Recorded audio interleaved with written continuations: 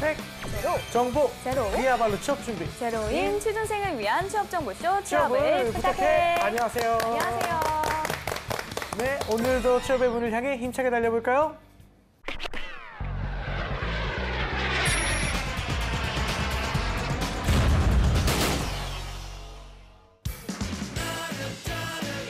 너의 취향을 저격해주마. 취향 맞춤 기업 정보 톡. 취향 저격 이 회사는 어때? 안녕하세요. 안녕하세요.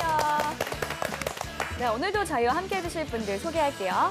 취업 컨설턴트 홍기찬 쌤, 취향 저격수 양상국형, 빅데이터 전문가 전민기 쌤, 그리고 캠퍼스 특파원 박은송 학생 나왔습니다. 안녕하세요. 반갑습니다. 안녕하세요. 안녕하세요. 우리 은성 학생 제가 SNS를 하는데 은성 학생이 태그되어 있는 걸 본 거예요. 그래서 알아서 봤더니 은성 학생이 그 인터뷰했던 게 그 어떤 분한테는 굉장히 큰일이었던 건지 이제 같이 인터뷰한 장면이 이제 SNS에 올라갔더라고요. 촬영했다고. 아, 정말요? 네, 아, 저도 확인해봐야겠어요. 은성 학생을 되게 좋아하더라고요. 너무 멋진 사람이라고 은성 학생 뭐 그렇게 칭찬을 하고. 네, 이럴 때 가장 보람찬 것 같은데 그렇죠, 예. 제가 또 열심히 하고 또 칩보도 이제 해야 할 것 같아요. 언제 해? 제발 해주세요. 올해는 제가 꼭 한번 해서 네, 올해는 좋은 의미로 꼭 그만두시는 네, 걸로. 네. 그렇죠. 쥐뽀 되셔가지고. 전 팀장님 별일 없으셨습니까? 저는 지금 소송을 하나 준비 중입니다. 왜요? 제가 지금 헤어스타일이 파마를 분명히 뽀글거리지 않게 해주기로 약속을 했는데 뽀글거리지 않게 보냈어요. 세상에서 가장 뽀글거리게 만들어놔가지고 저한테는 연예인 사진 보여주면서 이렇게 만들어주겠다고 해놓고는 어떤 연애를 보여줬어요? 그 빅뱅의 탑씨 이렇게 딱 세운 머리였거든요. 믿을 수가 없네요. 알겠습니다. 일단 오늘의 기업이 어디인지 화면으로 만나보시죠.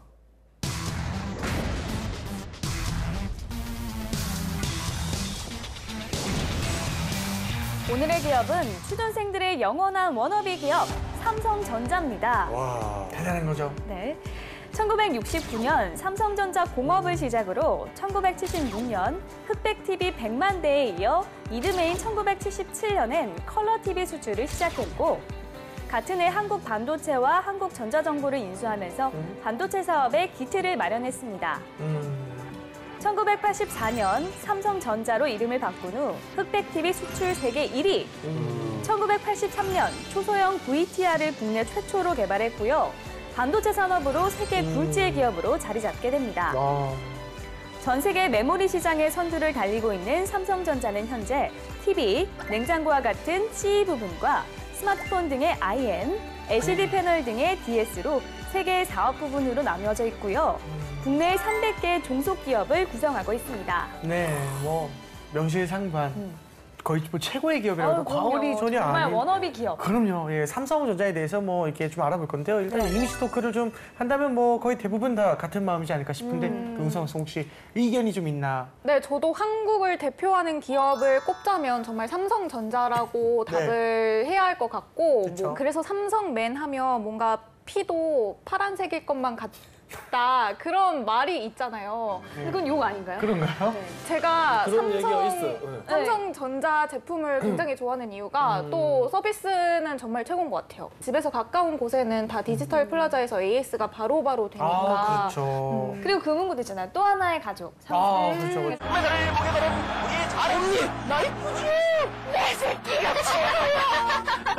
또 하나의 가족, 삼성 디지털. 우리 상국 형님께서 혹시 저도 개인적으로 삼성은 되게 좋아하고 네. 삼성은 워낙 또 제품도 뛰어나고 한데 네. 삼성 출신 사람을 별로 안 좋아해요. 왜요? 옆에 계시는 너무 개인주의 좀. 개인주의. 약간 혼자만 좀 알고 아, 그래요? 좀 잘난 척하고 아니에요. 그런 경향이 좀 있습니까? 공채 규모가 실제로 어마어마합니다. 그러니까 올해 상반기 때 한 2,700명 정도 삼성전자가 뽑았는데 올해 하반기 지금 언론 보도는 안 나왔는데 우리 추측치가 4천, 5천 정도 생각하고 있는데 삼성전자라는 기업을 버리게 되면 이공계라고 하면 취업 자체가 흔들리게 돼요. 그래서 구직시장에서 굉장히 큰 몫을 하고 있고 여러분들 방송 보면서 면접이라든가 이런 것도 대비할 수 있는 오늘 그런 시간이 됐으면 좋겠습니다. 알겠습니다. 정말 이번 기회를 놓치면 안 될 것 같은데요. 우선 삼성에 대한 빅데이터부터 알아보도록 하겠습니다. 일단 삼성이라고 치면은 1년 동안 한 300만 건 정도 넘게 검색이 되지만 삼성전자로 갔을 경우는 이제 36만 건으로 조금 줄어듭니다. 연관어를 봤을 때 이재용 부회장, 전략, 기업, 재판, 그리고 요즘에 이제 가장 인기가 높은 게 갤럭시 노트 8에 관한 네. 연관어에 대한 검색이 상당히 많이 늘어났고요. 네. 주가라든지 삼성전자 서비스 센터, 뭐 다운로드 센터 이런 단어들이 많이 언급이 되고 있습니다. 네, 알겠습니다. 알겠습니다. 자, 그럼 삼성전자의 채용 어떻게 진행이 될까요, 쌤? 지금 이번에 관심이 많았어요. 그러니까 그룹 공채가 사라진다. 그래서 계열사들마다 따로따로 채용을 한다. 네. 그렇게 발표가 있어서 취준생들 입장에서는 여러 개를 낼 수 있겠다. 이렇게 생각을 했고 질사시험도 이거 안 보는 거 아닌가? 뭐 아주 그 설왕설래가 많았는데 실제로 공채가 오픈됐을 때는 달라진 게 하나도 없습니다. 그러니까 자소서 항목도 이번에 그대로 나왔고요. 그다음에 공채도 이제 그 수많은 계열사들 중에 한 가지를 선택하게 만들었죠. 이게 그럴 것이 이걸 만약에 복수 지원을 현대자동차나 뭐 한화나 이렇게 그런 기업들처럼 열어놓게 되면 예를 들어 삼성생명을 쓰는 친구들이 삼성화재를 다 지원을 하고요. 삼성전자를 지원하는 친구들이 삼성 SDI 디스플레이 전기를 다 지원하게 되니까 아마 너무 큰 혼란이 있을 것 같아서 이번에는 공채가 예전과 전혀 다름없이 시행이 지금 되고 있습니다. 그렇구나. 알겠습니다. 이 학생들 의견을 이제 들어볼 건데요. 이번에 현장 분위기 좀 어땠습니까? 네, 이번에는 홍대에서 DS 부문 채용 설명회가 있어서 다녀왔습니다. 그래서 공대생을 많이 뽑겠다는 건지 이제 공학관에서 진행을 했고요. 그렇구나. 네. 그래서 다름 아니게 공대생 분들이 정말 많이 오셨더라고요. 그래서 인터뷰하고 왔습니다. 네, 삼성전자에 대한 이야기 화면으로 만나보겠습니다. 안녕하세요. 캠퍼스 특파원 박윤송입니다. 오늘은 홍익대학교 앞에 나와 있습니다. 하반기 채용이 본격적으로 시작된 요즘 제가 첫 번째로 나온 채용 설명회는 바로 삼성전자 DS 부분 채용 설명인데요. 지금 저쪽 공학관에서 진행되고 있다고 하는데요. 그럼 저와 함께 가보실까요? Follow me. 가끔 진화되는. 손에 든 공책은 뭐예요? 네, 이제 가면 책자랑 간식을 나눠주거든요. 그래서 미리 받아왔습니다. 간식은 이미 먹은 거군요. 네, 이제 쿠키 하나씩 하고.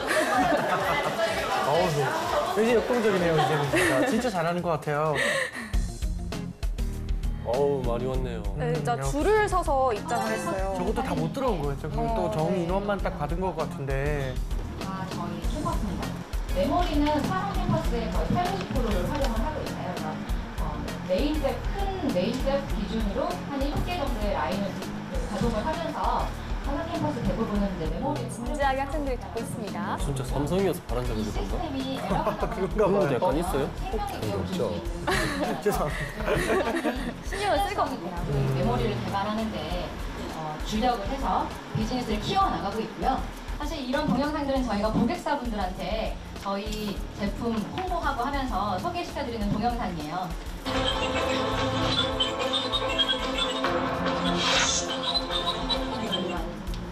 이런 이제 외부에 그 봉사활동하는 것들도 있겠지만 저희 임직원분들 직접 참여해서 간단히 자기소개 부탁드립니다. 네, 지금 홍익대학교 취업준비생 이완희라고 합니다. 그러면 제일 가고 싶은 기업이 혹시 네, 삼성이랑 그럼요, 뭐, 예, 이건 당연한 일일 겁니다, 진짜. 생각하고 있습니다. 그러면 삼성이랑 현대자동차 중에 1순위는? 현대자동차. 진짜요? 오늘 설명회 들으신 후에는 좀 생각에 삼성전자랑 변화가 있으셨는지. 현대자동차를 보통 같이 처음에는 쓰는 그냥 거 반도체가 공대생들. 사람을 많이 뽑는다 해서 사실 취업지 설명회를 보러 왔었거든요.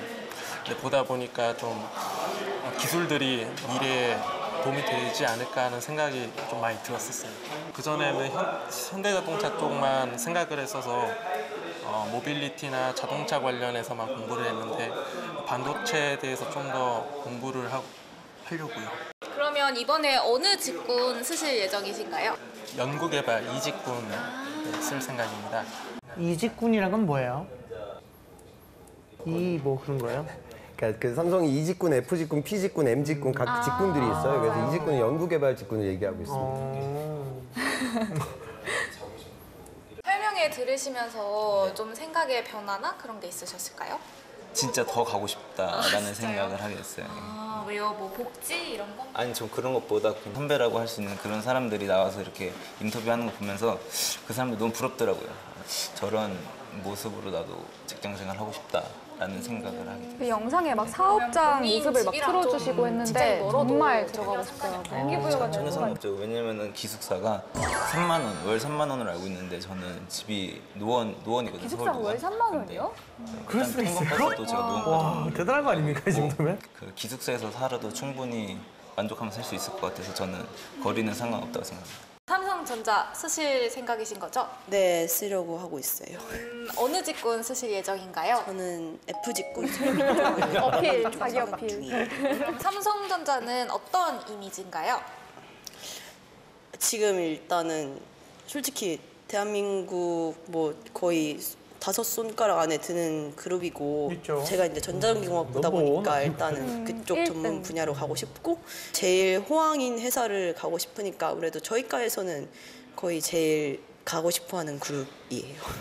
그럼 본인이 사용하는 휴대폰은 아이폰. 아 나쁜 게 아니라 제가 저는 아이폰이 예뻐서 그냥 그 옛날부터 쓰다 버려서 해가지고 네. 저는 가면 바꿀 수 있습니다. 오늘 설명회 어떠셨어요? 네, 뭐 워낙 좋은 회사인 거 다 알고 있어가지고 더 가고 싶은 생각이 뭐 많이 좋은 회사라는 들어요. 것은 의견이 제일 가고 싶은 기업이 삼성전자인가요? 내가 못 가서 안달인 네, 거지, 그렇죠. 사실은. 언제나 원하는 네, 거죠. 전자전기여가지고 그러면 어떤 부분으로 지원하실 생각이신가요? 예전에 설비 엔지니어 체험장을 한번 참여해봐가지고 또 실제로 기사 자격증도 가지고 있으면서 F 직군을 위해 노력을 좀 많이 하고 있었어요. 그러면 자소서는 준비 시작하셨나요? 네, 지금 항목도 보고 어떻게 할지 좀 이번엔 떠도는 한간의 소문을 알아보도록 하겠습니다. 상국이 형. 예, 우리 삼성의 떠도는 소문 한번 알아보도록 하겠습니다. 삼성전자엔 골라 먹는 재미가 있다고 카더라. 예, 우리 최고의 기업 삼성입니다. 특히 먹는 것에 예, 우리 하루에 3끼 무료 제공은 기본이고 거기다가 김밥, 샌드위치 같은 테이크아웃 식당부터 한식, 서양식, 중식, 거기에 일식, 인도식까지 다양한 메뉴를 제공하고 있다고 합니다. 예, 이거 사실인가요?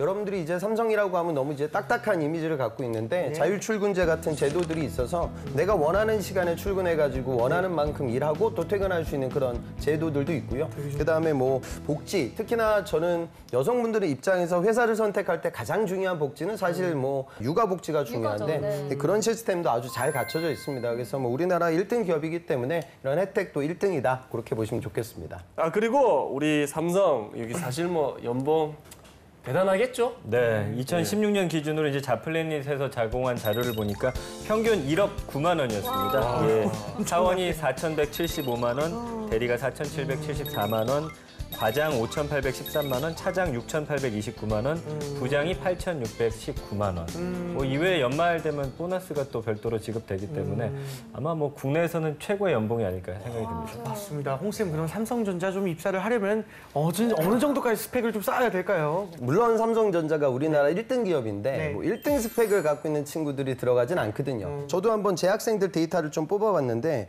최종 합격했던 친구들 한 200명 정도 되는데 이 친구들의 학점을 보니까 3점 초반이 약 한 18% 정도, 그다음에 3점 중반이 한 34% 정도, 그다음에 3점 후반이 한 33%, 그리고 4점대가 약 한 14%. 분포되는 내용들을 보면 그냥 일반적인 취업생들의 수준과 그다지 크게 다르지 않거든요. 그리고 삼성 같은 경우에는 그 지방대 할당제도 실시를 하고 있기 때문에 약 한 35% 정도를 지방대생으로 많이 채용을 하고 있어요. 그래서 예전에 아까 그 말씀드린 200명의 학교들을 제가 한번 분석을 해보니까 스카이라고 얘기하는 서영고가 한 9% 정도, 그다음에 서성한 친구들이 약 한 17%, 그다음에 중경외시가 한 또 10%, 건동홍이 또한 7% 정도, 국숭세산도 한 6, 7% 가까이 되고요. 그러니까 물론 제가 이제 강남에서 일을 하니까 서울권 친구들이 많아서 서울 학생들이 많긴 했지만 실제적으로 채용되는 학생들의 그 학교의 스펙트럼을 보면 굉장히 다양하고 넓습니다. 자, 이번엔 기업에 대해서 깊숙이 알아보도록 하겠습니다. 핫한 키워드로 기업을 저격해보는 시간이죠. 상국이 형. 네, 우리 핫한 키워드로서 기업을 저격하도록 하겠습니다. 꾸기의 해시태그입니다. 우리 삼성의 첫 번째 해시태그 보도록 하겠습니다. 짜잔! 예, 샵 반도체의 신, 샵 세계 1등입니다. 예, 삼성전자 하면 반도체라고 할 정도로 우리 반도체 하면 삼성이라 할 정도로 반도체가 아주 유명한데요. 네. 세계 최고의 기술을 확보하고 있고 그리고 점유율도 세계 최고 명실공히 1등 반도체 기업이라고 할 수 있습니다. 삼성전자의 반도체 기술은 좀 어느 정도 수준인지 좀 자세히 알아볼 수 있을까요? 1983년에 반도체 산업에 진출하자마자 미국, 일본에 이어서 세 번째로 64K D램을 개발했습니다. 1987년에 삼성 종합기술원을 개원하면서 이제 반도체 개발에 적극적으로 뛰어들게 되고요. 1988년에 이제 삼성 반도체 통신을 흡수했는데 1992년에 64 메모리 D램을 이제 세계 최초로 개발해서 세계 최초의 기술력을 확보를 했고요. 1993년에는 메모리 반도체 세계 1위에 올라서게 됩니다. 네. 1994년에는 256 메모리 D램, 1996년에는 1기가 D램을 최초로 개발해서 반도체를 이제 국내 대표 산업으로 키운 그런 회사고요. 2002년에는 이제 낸드 플래시 메모리 부문 세계 1위에 올랐고 2006년에는 세계 최초로 50나노급 1GB D램과 2007년에는 30나노 낸드 등을 출시하면서 메모리 업계 점유율 30%를 가져갔는데 뭐 이 기술은 그렇습니다. 반도체를 작게 만들고 그 안에 더 많은 데이터를 넣는 게 핵심인데 아마 이 부분에 있어서는 지금 세계 최고를 이제는 자랑하는 게 아닌가 싶습니다. 네, 그렇습니다. 이렇게 삼성전자의 승승장구도 있지만 이 사실상 그룹의 오너인 이재용 부회장의 1심 유죄 선고가 또 삼성의 또 다른 단면이지 않을까 싶은데요. 홍쌤, 이런 것들이 좀 어떤 영향을 줄까요? 삼성전자라는 기업은 어떤 기업이냐면 우리가 미국을 대표하는 IT 기업이라고 해서 우리가 요즘 팽이라고 많이 얘기해요. 그래서 거기 들어오는 게 이제 팡이라고 해서 페이스북, 아마존, 넷플릭스, 구글 전 세계를 이끌어 나가는 IT의 네 가지 회사들인데 이 회사들의 2분기 영업이익이 13조가 조금 넘고요. 네. 삼성전자 이번에 2분기 영업이익이 14조가 넘습니다. 그러니까 삼성전자는 이 4개 회사를 합친 것보다 돈을 더 많이 버는 회사예요. 그러니까 지금 반도체가 슈퍼 사이클을 맞이했다고 얘기하는 건 뭐냐면 요즘에 이제 4차 산업혁명이라고 우리가 얘기하잖아요. 그러니까 이 4차 산업혁명의 가장 최대 수혜주가 어찌 보면 삼성전자 메모리예요. 그러니까 왜 그러냐면 이제는 데이터를 내가 가지고 다니는 시대가 아니라 하늘에 띄우는 시대, 우리가 이걸 클라우딩 서비스라고 얘기하는데 클라우딩 서비스를 구현하기 위해서는 어마어마하게 많은 서버 컴퓨터가 필요해요. 그래서 지금 페이스북, 구글 이런 기업들은 미국 막 사막 밑에다가 서버 컴퓨터를 매립하고 있거든요. 여기에 삼성전자의 메모리가 많이 들어가고요. 그다음에 중국에서는 드론을 띄우죠. 여기도 이제 반도체 칩이 필요하고 또 이제 전기 자동차, 자율주행 이런 것들을 구동시키기 위해서는 또 수많은 반도체가 필요해요. 그러니까 이 모든 주 재료의 승자가 삼성전자고 메모리 시장은 뭐 삼성전자가 거의 독보적이거든요. 그러니까 지금 따라올 수 있는 회사가 없어요. 그러니까 단기간에 따라올 수 없는 아이템인데 과거에 그런 어마어마한 서당 투자 때문에 지금 이 좋은 사이클을 맞이했고 굉장히 오래 갈 거다 이렇게 보는 사람들도 있어요. 그러니까 이런 것들은 어떤 뭐 기업의 오너의 어떤 지금의 그 모습, 어떤 행동 때문에 막 이 사안이 한꺼번에 무너지진 않겠죠. 그러니까 이런 큰 시류를 지금 탔으니까요. 그런데 장기적으로는 무언가 이 반도체는 결국 장치 산업이기 때문에 또 과감한 투자가 있어야 돼요. 근데 그 투자 결정을 과연 전문 경영이 할 수 있을까? 그래서 이 부분에 대해서는 우려스러운 부분이 있습니다. 지원하는 친구들은 또 그런 질문을 받을 수가 있으니까 그거에 대한 대비책도 좀 꼼꼼히 세우고 나중에 삼성 면접장에 여러분들 가보셔야 됩니다. 네. 알겠습니다. 자, 다음 해시태그도 보겠습니다. 다음 해시태그 보도록 하겠습니다. 아우, 짜잔. 샵 평가와 보상, 샵 경력 관리입니다. 예. 우리 성과가 있는 곳에는 보상이 있다라는 철학이 우리 있는데요. 공정한 평가와 보상 체계가 갖춰져 있어 이를 바탕으로 우리 근무할 때는 물론 퇴직 후의 경력 관리도 지원하고 있다고 합니다. 네. 이 삼성전자의 직원 관리 시스템 좀 더 자세히 알아볼까요? 네, 이제 인재를 뽑아서 계속해서 그 사람을 성장시키는 걸로 유명한 회사죠. 뭐 2가지가 있습니다. 이제 첫 번째 내부 양성교육 체계를 보면은 코어라고 해서 삼성 고유의 어떤 비전이라든지 가치, 문화 이런 것들을 통해서 가르치는 거, 리더십 역량 배양이라든지 전문성 제고 이렇게 3대 축으로 구성이 돼 있고요. 전 세계 모든 임직원들도 다 이렇게 동일한 어떤 교육 체계 안에서 이루어지기 때문에 뭐 교육에 있어서는 단연 최고라 할 수 있고 또 인제 같은 경우를 회사에서만 키우는 게 아니라 또 카이스트라든지 이런 학교를 보내줍니다. 이렇게 인재를 계속해서 성장시키기 때문에 아마 계속된 그런 기술 개발이 가능했던 것 같고요.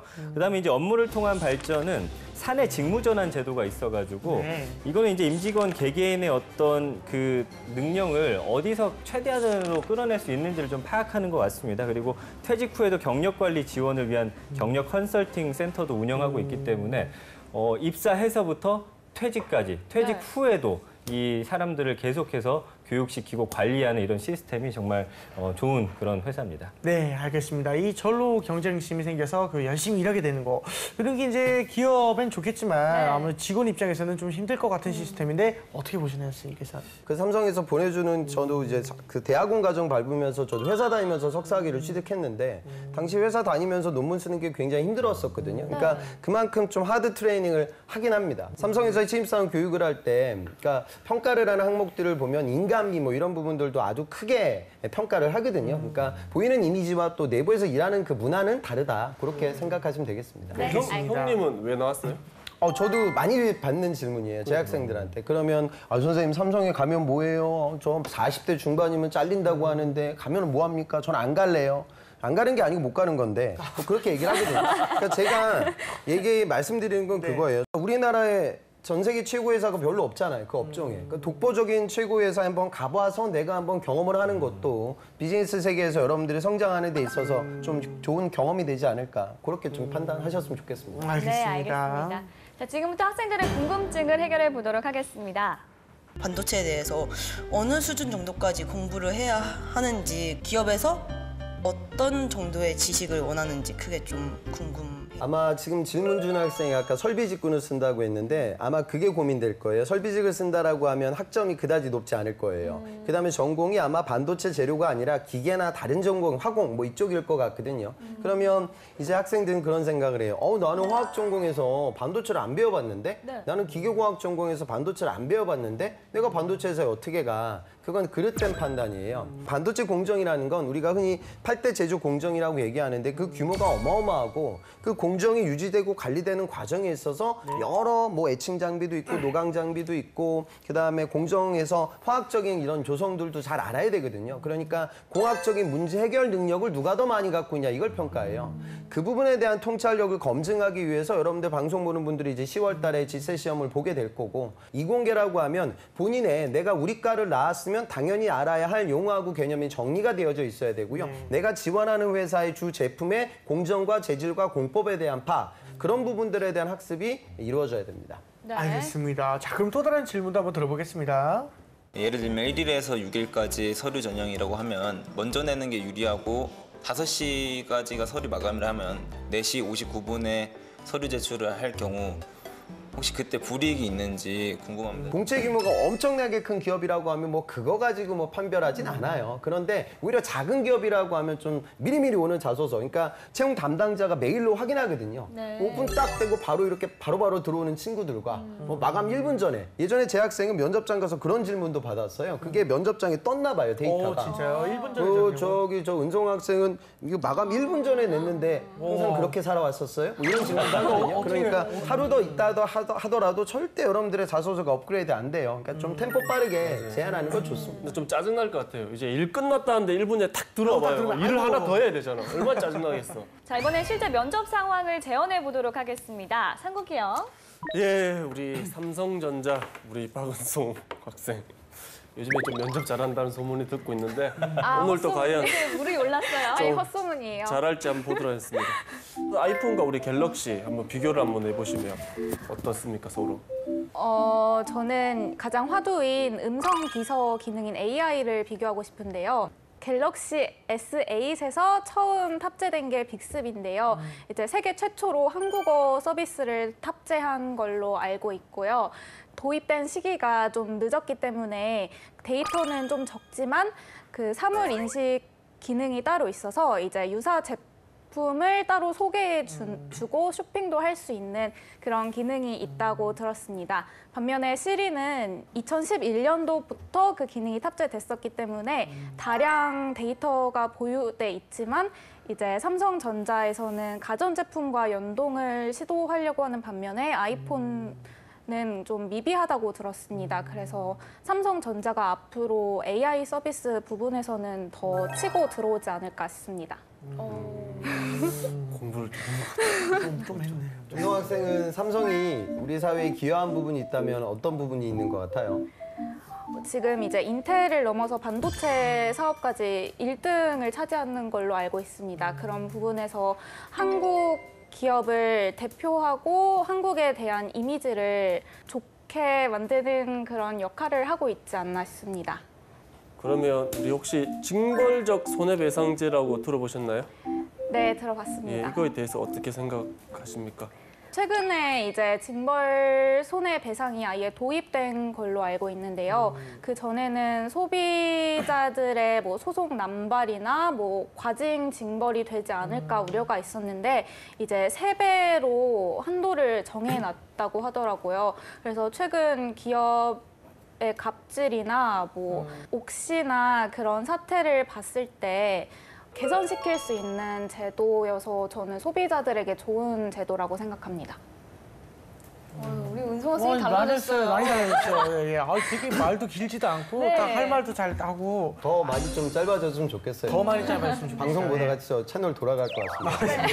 근데 지금 보면 아까 그 인공지능 얘기는 뭐 괜찮았던 것 같아요. 근데 여러분들 아셨으면 하는 부분은 뭐냐면 무선사업부 입장에서 애플은 최고의 경쟁자죠. 근데 반도체 사업부 입장에서 애플은 최고의 고객이거든요. 그러니까 IT에서는 이제 프레넘이라고 해서 친구와 적, 그러니까 친구도 아니고 적도 아니다. 삼성과 애플도 그런 사이예요. 그리고 지금 애플에서 나오는 차세대 폰에 들어가고 있는 그 디스플레이, 절곡부 이런 요것도 다 삼성 거로 이제 채택이 될 거니까 그런 부분들에 대해서는 좀 식견을 더 넓게 갖고 면접장에 가셨으면 좋겠고요. 그다음에 삼성이 우리 사회에 기여한 부분이 뭐냐, 이것도 이제 많이 하는 질문이에요. 사회적 공헌 활동으로 많이들 얘기하는데 그것보다는 기업가 정신을 갖고 투자를 통해서 새로운 시장을 여는 게 기업의 정말 중요한 역할이거든요. 그 역할을 잘 수행하고 있는 임원분들은 그런 모습들에 대한 본인의 프라이드가 있어요. 그래서 그렇게 좀 접근하는 게 좋을 것 같고요. 그다음에 징벌적 손해배상 제도는 도입은 안 돼 있어요. 그러니까 은송 학생 막 그렇게 얘기하면 안 되고요.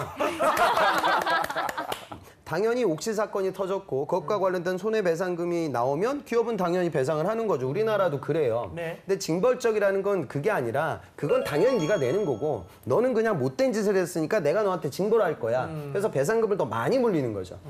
미국 같은 경우에는 이런 케이스 때문에 기업이 도산할 때도 있어요. 그러니까 우리나라도 점진적으로 이렇게 소비자들의 권익을 보호하는 제도로 변화할 거예요. 하지만 그 속도에 있어서는 좀 우리가 좀 체크를 해봐야겠죠. 왜냐하면 기업 입장에서는 또 너무나 과도한 송사가 많이 생기게 되면 위축될 수 있거든요. 투자가 오히려. 그래서 그런 부분들은 전반적인 사회의 흐름과 다른 경쟁 국가들의 어떤 상황과 이런 걸 고려하면서 조율이 되면서 변화해야 될 것이라고 본다. 그래서 본인의 식견을 기업 관점에서 해석이 이루어지면 더 좋지 않을까, 그런 생각이 듭니다.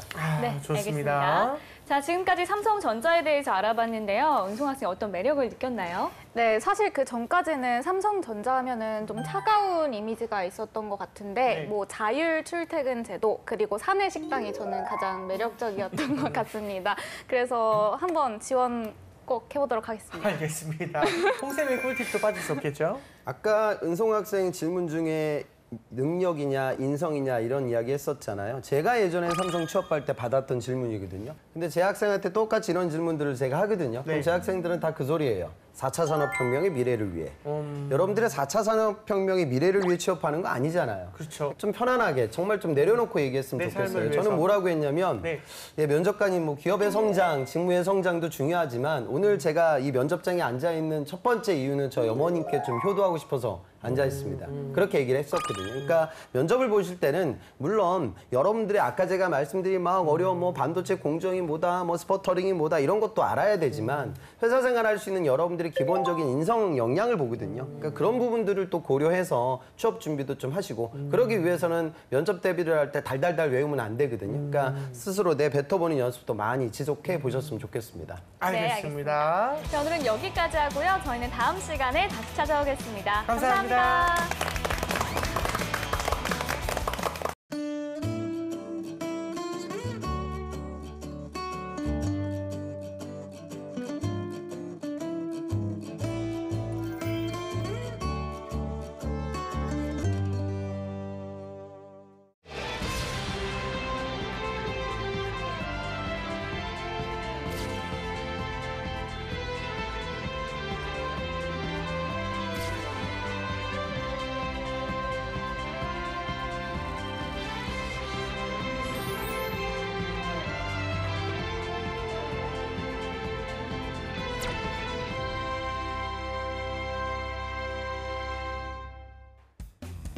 나와주세요.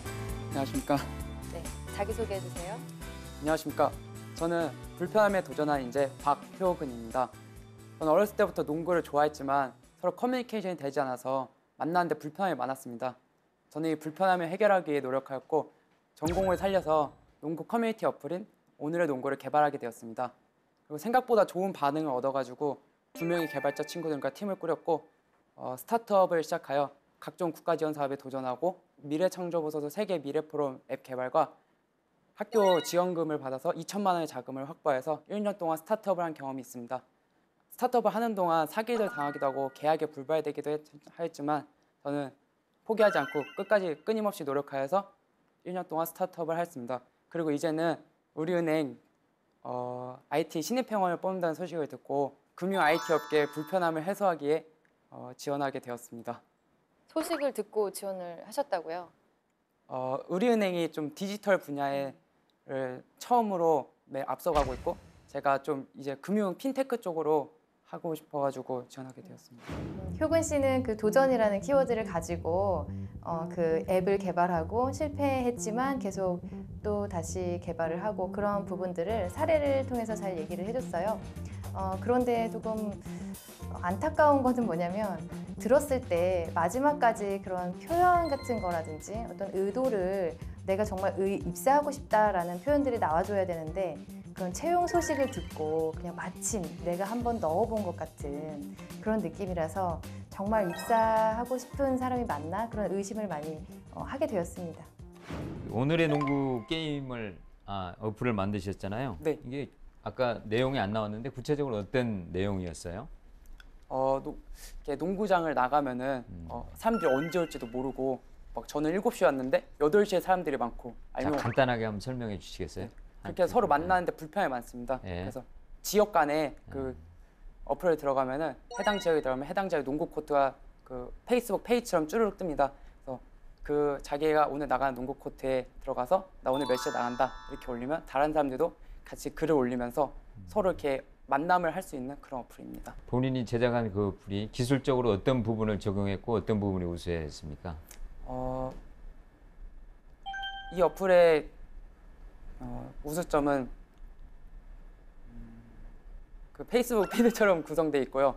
그리고 저녁 7시만 되면은 제가 이렇게 관리자용 어플이 또 따로 있습니다. 그래가지고 사람들이 어디에 글을 올렸고 어디 지역에 글이 많이 올랐고 이런 걸 분석할 수 있고요. 또 분석한 데이터를 사람들한테 푸시 알림을 보낼 수 있는 게 가장 좋은 것 같습니다. 그래서 의정부에 살아도 의정부 근처 다른 지역에 있는 게 궁금할 수 있는데 저희는 그걸 분석해가지고 푸시로 보내드립니다. 그런 부분은 뭐 정말 어플이라면 일반적으로 가지고 있는 기능들이잖아요. 네. 그 본인들이 적용했던 어떤 특별한 기능이나 이런 부분은 없나요?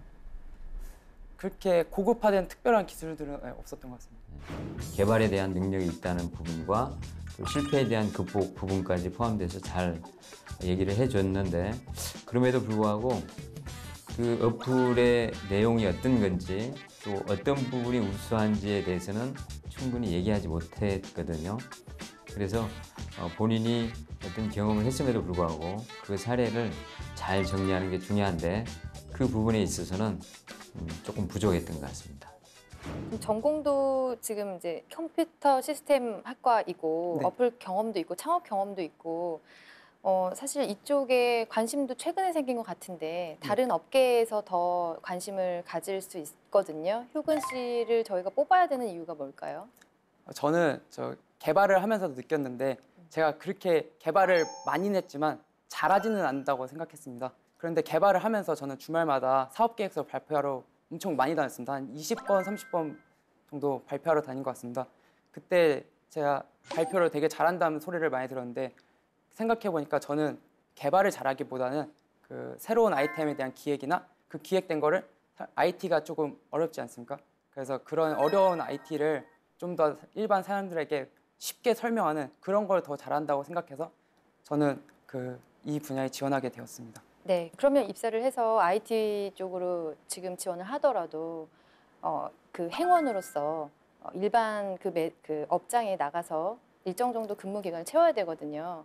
네, 그럴 때 이제 다양한 고객들을 이제 만나게 되는데 지금 효근 씨 보면은 조직 생활 경험이 없는 걸로 보여요. 창업 경험이라든지 동아리에서도 회장직을 했고 그 다음에 그런 팀 과제를 했다고 하지만 또래거든요. 그럼 어려운 뭐 본인보다 연장자 분들과 함께한 뭐 그런 경험이라든지 아니면 조직 생활을 잘 해왔던 그런 경험 관련된 걸 좀 하나 얘기해 주시겠어요? 일단 제가 학교 PC 지원실에 근무하면서 근무 선생님들과 있는 자리에서 일을 했었습니다. 그래가지고 초규모지만 조직 생활을 경험했었고요. 또 아르바이트적인 측면에서는 농구 선생님을 했었습니다. 그래서 조금 어머님들이 되게 상대하기 힘든데 어머님들을 상대하면서 어머님들과 상담도 많이 했고 그랬던 경험이 있습니다. 조직 생활 경험을 좀 궁금해서 봤는데요. 지금 동아리에서도 뭐 회장직 그리고 뭐 창업했을 때도 대표직을 맡았고 자신감 있는 모습이라든지 그런 부분들은 너무 좋아 보이지만 행원으로 일할 때 어르신들을 대상으로 상대할 수도 있고 또 상사분들이랑 같이 일을 해야 되는데 그렇게 잘 할 수 있을까라는 의문을 가지고 제가 질문을 드렸습니다. 농구 그 선생님으로 활동을 했을 때 어머님 회원들 이런 부분들도 좋은 경험인데요. 근데 내가 어머니들과 소통하기 위해서 어떻게 노력을 했다. 내가 고객의 입장에서 상대방의 입장에서 어떻게 다가가려고 노력했다. 이런 부분들이 좀 나왔으면 좋겠는데 그냥 뭐 상담을 통해서 했다. 잘 지냈다. 이렇게만 그냥 넘어가줘서 효근 씨가 정말 고객들을 행원으로서 잘 응대할지는 또 여기에서도 확인을 하지 못했습니다. 제가 좀 질문을 드릴게요. 자기소개서 상에 금융 IT 업계의 불편함이라고 하는 부분들을 뭐 해결해 주기 위해서 지원해 주셨다고 했어요. 네. 그리고 또 제가 내용을 계속 들어보니까 나는 개발한다는 것보다도 실질적으로 어떤 상품을 기획을 한다라고 하는 측면이 더 강하다라고 말씀하셨으니까 그렇다면 금융 IT 업계가 어떤 점이 불편한지를 하나 예시를 들어주시고요. 본인이 기획자 입장으로서 어떻게 이거를 해결하면 좋은지에 대한 그 대안까지. 저는 이렇게 아직 금융 어플을 그렇게 많이 사용 안 했습니다. 그러다 요번에 카카오뱅크나 K뱅크가 나오면서 그 새로운 아이템을 사용을 하게 됐습니다. 그 이유가 금융 어플은 제가 정보를 입력해야 될 게 너무 많았습니다. 차라리 그 시간에 1층 내려가서 ATM 써서 보내는 게 더 빠르다고 그런 생각을 가지고 있었습니다. 근데 새로운 걸 나왔는데 쓴 이유는 입력할 정보도 적고 되게 심플하게 구성되어서 내가 이걸 정보를 입력하기 위한 노력을 기울여야 된다는 그런 불편함을 느끼지 못했습니다. 그만큼 금융 어플은 아직 정보를 입력하는 부분이 마치 너무 긴 회원가입과 같이 불편합니다. 저는 어플을 개발하면서 그런 복잡한 화면을 어떻게 하면 더 쉽고 간편하게 구성할 수 있을까 그런 걸 많이 생각했습니다. 그래가지고 제가 IT 분야 신입생에 대해서 좀 해보고 싶은 거는 그런 복잡화된 화면을 좀 더 심플하고 간결화된 화면을 구성해가지고 업무를 좀 더 쉽고 솔직히 말하면 쉬워 보이게 하고 싶은 게 제 목표입니다.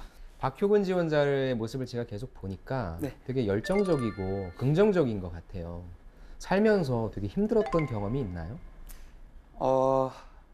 제가 긍정적이고 되게 열정적이잖아요. 근데 저는 제가 되게 올바르게 살고 있다고 생각을 많이 했습니다. 대학교 들어와서 용돈이란 것도 한 번도 안 받아봤고 자급자족하면서 등록금도 계속 장학금을 통해서 전액 장학금을 받았고 또 제가 하는 일을 매우 열심히 했고 근데 집안에 좀 재정에 안 좋은 좀 문제가 생겼습니다. 근데 어머니께서 그때 사실 이거는 어려웠던 경험에 대해서 듣고 싶다라기보다는 저는 경험에 조금 초점을 맞췄으면 좋겠어요. 회사 생활이라고 하는 것이 혼자 하는 것이 아니라 같이 생활하는 것이기 때문에 가급적이면 팀 프로젝트, 뭐 인턴이라든지 뭐 프로젝트 경험이라든지 이런 것들에 대해서 얘기를 해주는 게 좋을 것 같고요. 근데 지금 이 지원자 답변 같은 경우에는 지금 개인적인 얘기를 해줬거든요. 개인적인 얘기를 하는 것 자체는 나쁘진 않은데 너무나 개인적인 얘기로 흘러 들어가서 면접관이 느끼기에 좀 부담감을 느끼게 했고요. 그렇게 해서 이렇게 대답하는 것보다는 내가 팀플을 하면서 어떠한 부분이 어려웠지만 또 궁극적으로 그런 어려움을 잘 극복했고 내가 그걸 바탕으로 앞으로는 어떻게 나아갈 수 있겠다라고 하는 건설적인 방향까지 제시해 주는 것이 올바른 답변의 구조라고 할 수 있습니다. 지금 노인분들이 사실 IT 활용에 되게 약하시잖아요, 그렇죠? 네. 어르신분들이 이 IT를 잘 활용할 수 있게 하기 위해서 어떻게 하면 좋을까요? 우리은행이라면 일단은 소리란 서비스가 네. 그런 실버 측을 겨냥하기에 되게 좋은 수업이라고 생각합니다. 하지만 이게 전파가 안 되는 게 너무 아쉽고요. 그래서 그 어르신들이 은행 금융창고에 오면은 이런 어플이 있으니까 이런 어플을 까는 거를 동의를 구하고 깐 다음에 실제로 한번 사용을 하게 해가지고 하면은 좀 더 실버 쪽 겨냥해서 마케팅이 좋을 것 같습니다. 근데 시간이 너무 오래 걸리지 않을까요? 그리고 사실 어르신분들은 IT 자체에 대한 접근을 꺼리는 경우 되게 많잖아요. 어떻게 본인이라면 참신한 아이디어로 해결을 하시겠어요? 잠시 생각해봐야 되겠습니다. 네. 생각을 미리 안 해오셨나 봐요. 저라면은 그 동사무소랑 연결해서 해도 좋은 아이템이 나올 것 같습니다. 그 동사무소에서 실버츠 어르신들을 도와드리러 많이 가잖아요. 근데 그 도움 중에 그 동사무소 직원들이 금융 쪽으로 도와주는 것도 많다고 들었습니다. 어르신들 직접 입금이나 출금하는 게 어렵고 그래가지고 직접 해주는 경우가 많다고 들었습니다. 그래서 그런 저희가 실버 측을 도와주는 그 119라든지 아니면 도움을 요청하는 그런 기능을 추가한 금융업 쪽을 아이템을 만들어도 괜찮지 않을까 생각합니다. 근데 공무를 수행하는 분들한테 그렇게 사적인 일을 부탁해도 될까요? 그 약간 말을 아다르고 어다르게 할 수 있는 것 같은데요. 좀 우리가 처음 출시할 때는 실버 측 할아버지 어르신들을 도와주기 위한 어플입니다. 이러면서 그 금융 어플을 도와드립니다. 이런 식으로 마케팅을 하면 조금 녹아낼 수 있지 않을까. 실버 세대들, 특히 고령화가 심해지면서 어르신분들, 실버 세대들은 IT에 약합니다. 사실 금융권에서도 이 부분에 대해서 실버 세대들이 즉 IT를 활발하게 활용할 수 있다면 많은 인력을 절감할 수 있거든요. 다시 말하면 많은 비용을 절감할 수 있는데 이 역시 은행권에서 가장 중요한 이슈고 또 이 부분에 대한 고민이 지원자로서 충분히 있어야 함에도 불구하고 전혀 고민이 되어 있지 않아서 질문을 던졌을 때 말문이 막히는 그런 현상을 초래했거든요. 따라서 예상 질문에 대해서 충분히 준비하는 노력, 예상 질문을 만들어보는 노력이 필요할 것 같습니다. 마지막으로 지금 우리 박효근 씨를 어필을 해야 하는 자리인 것 같아요. 마지막 할 말을 좀 듣고 싶은데 왜 내가 꼭 우리은행 IT 직무로서 뽑혀야 되는지 마지막으로 한 번 더 어필할 시간을 드릴게요. 저는 제가 이렇게 미래를 감히 내다보진 못하지만 4차 산업혁명이 현재 시작되고 있는데 16년도 작년까지는 IoT가 대세였다고 생각합니다. 그리고 제 경험과 제 느낌으로 생각했을 때 향후 5년간은 핀테크의 시대가 될 겁니다. 저는 그렇게 해서 핀테크 쪽을 알아보기 시작했고 우리은행이 그 핀테크에 거의 저희는 우리나라의 시초로 시작을 하였고 다른 은행권 같은 경우에는 아직도 애매하게 나눠진 게 많은데 은행은 이미 디지털 분야나 IT 분야를 아예 나눠서 전문적으로 채용하고 있습니다. 그리고 그 안에서 배우는 기술이 블록체인, 핀테크 이쪽을 직무로 하는 직업군을 뽑는다 해서 우리은행이 실제로 미래를 발빠르게 준비하고 있구나. 그래서 지원을 준비하게 되었고요. 저는 이거에 맞춰서 그 IT 핀테크를 나타낼 수 있는 최적화된 시스템은 모바일입니다. 저는 모바일을 2년 동안 개발 및 서비스해봤고 실무에 바로 투입될 만큼의 기술을 가지고 있습니다. 그리고 이 모바일 기술을 다른 분야의 직군들에게도 편리하게 쉽게 설명할 수 있는 게 가장 큰 제 강점인 것 같습니다. 예, 마치셨나요? 네, 마치셨습니다. 네, 수고하셨습니다. 네, 수고하셨습니다. 박효근 씨랑 네, 모의 네. 면접을 진행해봤는데요. 네. 네, 어떻게 보셨나요? 큰형님부터 할까요? 전체적으로 괜찮은 친구임이 느껴지기는 하지만 네. 디테일에 좀 약한 것 같아요. 디테일. 네. 그러니까 마지막 점을 찍어줘야 되는데 그 부분이 약한데 좀 구체적으로 들어가면 네. 일단 우리은행 연구를 좀 해야 될 것 같다. 네, 네. 그래서 부분적으로 너무 알고 있는 것 같고 두 번째는 지원 동기를 명확히 좀 밝혀줬으면 좋겠다. 내가 그렇죠. 그 전부터 우리은행에 관심이 있었고 또 이쪽 업적에 관심이 있었고 그래서 이쪽 부분을 꾸준히 준비해 왔다. 뭐 이렇게 얘기를 해주면 좋을 것 같고요. 네. 세 번째는 그 디테일에 좀 약한 것 같아요. 아까 말씀드린 바와 같이 그러니까 본인의 어떤 경험이나 생각을 논리적으로 펼치는데 아직은 조금 무리가 약하다. 네. 그래서 이런 부분을 좀 보완을 했으면 좋겠고 저는 후하게 매우 후하게 네. B를 드리겠습니다. 정말 후하게 주셨어요. 굉장히 후하게 주셨네요. 와, 오랜만에 나오시니까 달라진 모습을 보여주시는군요.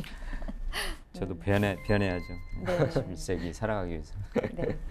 우리 과외 선생님은 어떻게 보셨어요? 저는 사실 직무 역량이라고 하는 부분에 있어서 아까 본인이 나는 개발자라기보단 기획자다. 네. 근데 제가 써놨거든요. 금융 IT 업계 불편함을 얘기를 해서 그러면 기획자니까 본인이 그럼 어떤 식으로 불편함을 해소할 수 있는지 그 부분을 좀 듣고 싶었는데 제가 생각했던 대답과는 예상했던 대답과는 좀 다른 방향이 좀 그러니까 포인트가 좀 다른 것 같아서 좀 그 부분도 좀 아쉬웠고요.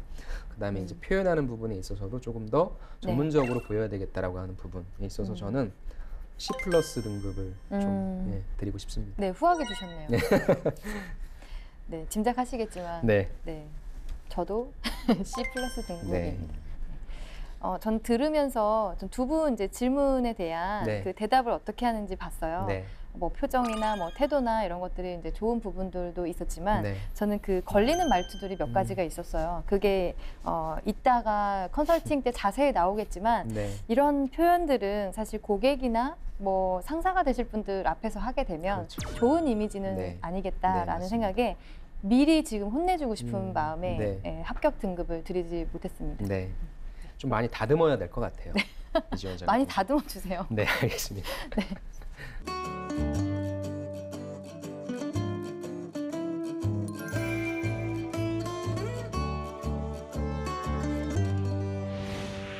효근 씨. 네, 안녕하세요. 고생하셨네요. 네, 모의 면접했는데 어떠셨어요? 일단 제가 우리은행에 대해서 조사를 너무 안 한 거가 제일 컸던 것 같습니다. 긴장은 좀 됐어요?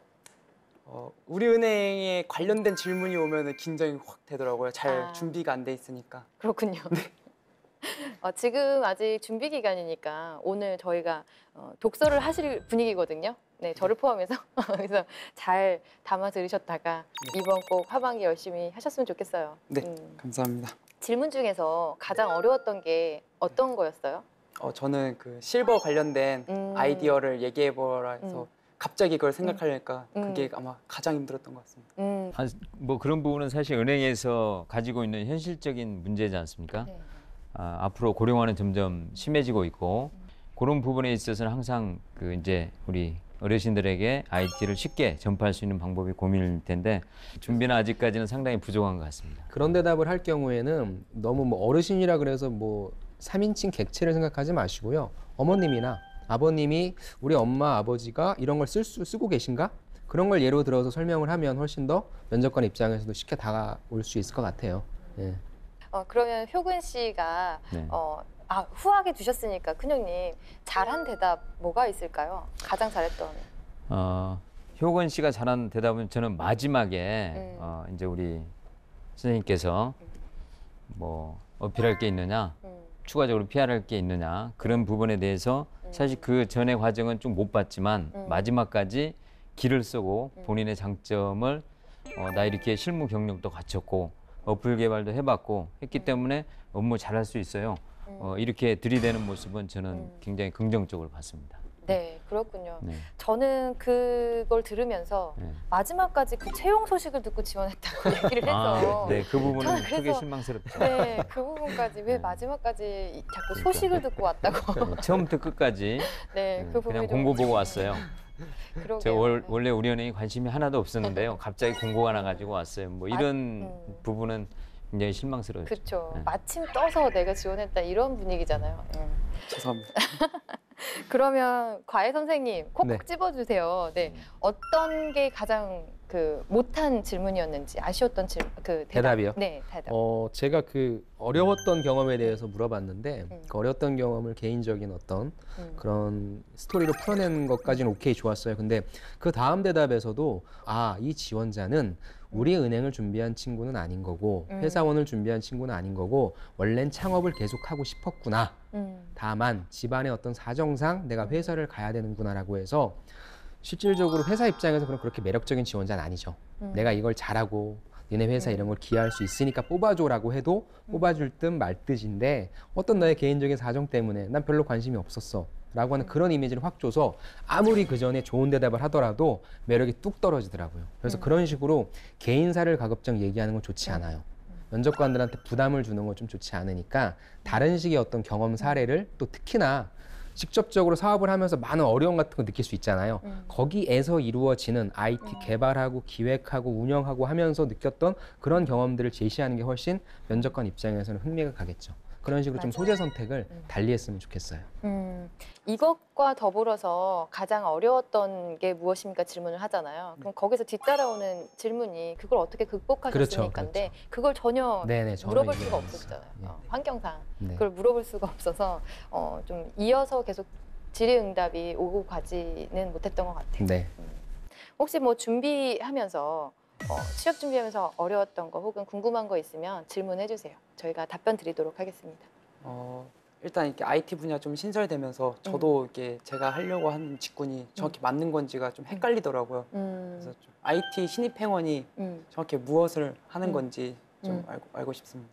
이 부분은 아직 명확히 이제 그 홍보가 안 돼 있지만 사실 IT 개발을 하기 위해서는 현장이 굉장히 중요하잖아요, 그죠? 현장에서 서비스가 어떻게 이루어지는지 이 부분을 명확히 알고 또 고객들이 원하는 부분, 고객들이 불편을 느끼는 부분을 쭉 모아서 이 부분이 개발에 반영이 돼야 편의성이 높은 어플이 나오지 않습니까? 그래서 이런 부분에 대한 도움을 주는 그런 역할이라고 보시면 되거든요. 따라서 기획력 플러스 IT 개발 능력, 통찰력 이런 부분이 굉장히 중요하다고 할 수가 있겠죠. 그리고 본인이 이제 아까 말씀해 주신 것처럼 내가 개발보다는 기획이라고 한다면은 저는 사실 우리은행이 직군에 맞는 것 같아요. 왜냐하면 우리은행은 우리 FIS라고 하는 그런 자회사가 있거든요. 그게 이제 그런 시스템들을 실질적으로 개발하고 운영하고 하는 회사고 아마 그 회사랑 같은 코업을 많이 할 거예요.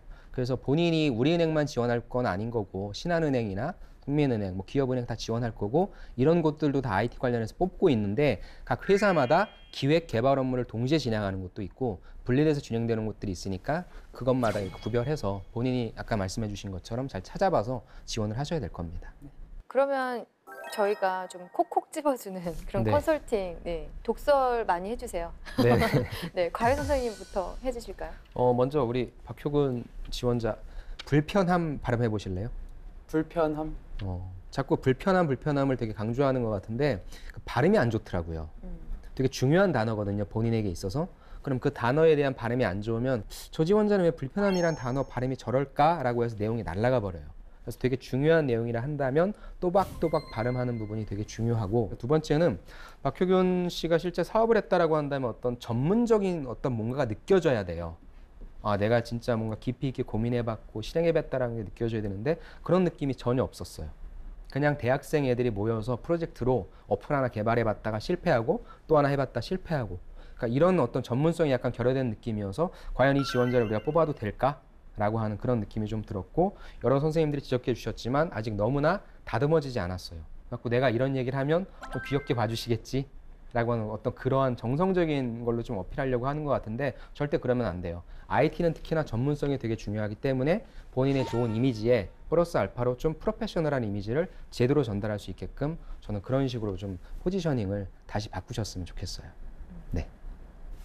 큰형님, 독설 기대하겠습니다. 저는 지금까지 다 얘기했는데 더 얘기합니까? 단점에 대한 부분은 충분히 얘기한 것 같고요.